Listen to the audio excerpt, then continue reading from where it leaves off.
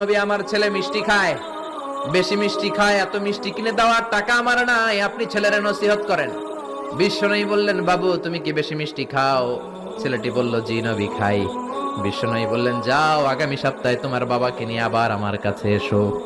বিশ্বনবী পরের সপ্তাহে ছেলেরে বললেন, ও ছেলে, মিষ্টি বেশি খেও না, এত বেশি মিষ্টি খাওয়ার টাকা দেওয়ার টাকা তোমার বাবার নাই, কম কম খাবা, তাহলে তোমার বাবার উপর ihsan হবে।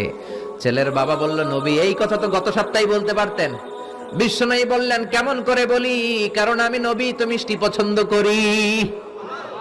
এক সপ্তাহের ব্যবধানে নিজের অভ্যাসটাকে পাল্টালাম, মিষ্টি কম কম খাওয়া শুরু করলাম। আগে নিজে আমল করলাম, তারপরে তোমার ছেলেরে বললাম। সুবহানাল্লাহ। বাড়িতে যে কি রহমতের নবী, কি বরকতের নবী, নিজে কিছু আমল না করে অন্যরে বলতেনই না। সুবহানাল্লাহ।